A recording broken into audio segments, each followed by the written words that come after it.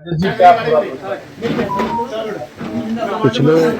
कई महीनों से कपिल सिंघल और विपुल गुप्ता के विवाद प्रॉपर्टी को लेकर चल रहा था, जिसकी शिकायत हमने यहाँ के अधिकारी को भी दी। हमें लगा कि कहीं ना कहीं हमारे खिलाफ कोई ना कोई साजिश रची जा रही है।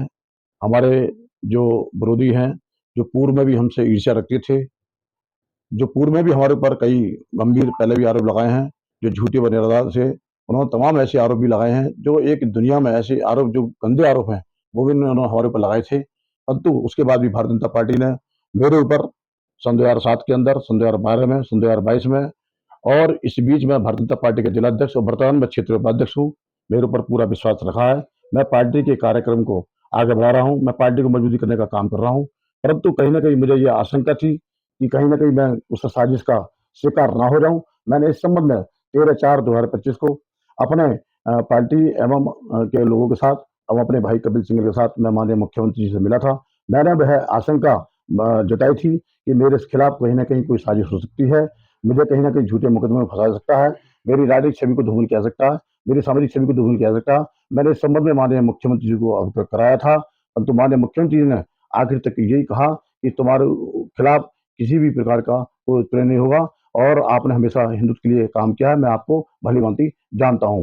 परंतु उसके बाद 18/4/2025 को मेरी राजनीतिक व सामाजिक छवि को धूमिल करने के लिए स्क्रैप की फैक्ट्री पर छापा मारा। हमारे परिवारजनों ने उनके सभी दस्तावेज दिखाए, परंतु उसके दस्तावेज स्वीकार नहीं किए, और उनका हमें तो आपके खिलाफ कार्रवाई ही करनी है। इस संबंध में उन्होंने 18/4/2025 को थाना केला देवी में मेरे छोटे भाई कपिल सिंघल के खिलाफ एक मुकदमा पंजीकृत कराया है, और उसके बाद एक सीसीटीवी कैमरे का भी एक मुकदमा कायम केला देवी में कराया है। मेरे खिलाफ भी एक कोतवाली संबल में, कोतवाली असमोली में मेरे खिलाफ मुकदमा कायम किया गया है।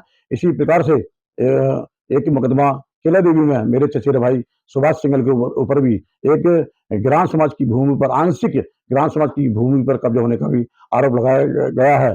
ये जितने भी आरोप लगाए गए हैं इन एफआईआर के माध्यम से, वे झूठे व निराधार हैं। मुझे पूर्ण भरोसा है अपने संबल के अधिकारियों पर भी, क्योंकि संबल के जो अधिकारी हैं, वरिष्ठ अधिकारी हैं, वह लगातार अच्छा कार्य भी कर रहे हैं, हिंदुत्व के लिए कार्य कर रहे हैं, अपने संबल के अंदर विकास के लिए काम कर रहे हैं। क्योंकि जो मेरी मंशा थी, जिस प्रकार से मैंने अपने संबल के लिए हमेशा 40 वर्षों में समाज को जोड़ने का काम किया, चाहे वो किसी जाति का हो, मैंने हमेशा उनको जोड़ने का काम किया। मैंने हमेशा गरीबों के बीच में, मजदूरों के बीच में, किसानों के बीच में हमेशा उनके लिए संघर्ष भी किया है। मैंने अपने मठ मंदिर, साधु संत, अपनी गौ माता के लिए भी हमेशा, उनकी रक्षा के लिए मैंने हमेशा संघर्ष किया है। और लगातार जो मेरी मंशा थी कि संबल के अंदर अपने तीर्थों का विकास होना चाहिए, उसी तीर्थ के विकास की गति में हमारे संबल के अधिकारी भी उसमें अपनी अहम भूमिका निभा रहे हैं, अच्छा कार्य कर रहे हैं। परंतु हमारे इन अच्छे अधिकारियों को कहीं ना कहीं ऐसे लोग जो मुझसे ईर्ष्या रखते हैं, उन लोगों ने उनको भ्रमित करते हुए, और इस प्रकार से लगातार ये एफआईआर की जा रही है मेरी राजनीतिक छवि को धूमिल करने के लिए, मेरी सामाजिक छवि को धूमिल करने के लिए जो लगातार एफआईआर की जा रही है। मेरा वास्तव में बहुत ही मन परेशान है, मैं बहुत ही व्यथित हूँ। मुझे आशा ही नहीं, पूरी विश्वास है, मेरे अपनी सरकार पर पूरा भरोसा है कि निश्चित रूप से मुझे न्याय मिलेगा।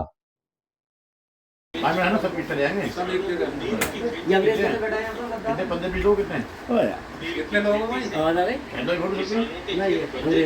क्लास वीडियो है टीवी के साथ मीडिया से कोई मतलब नहीं आया, ये हमारे भी डालेंगे।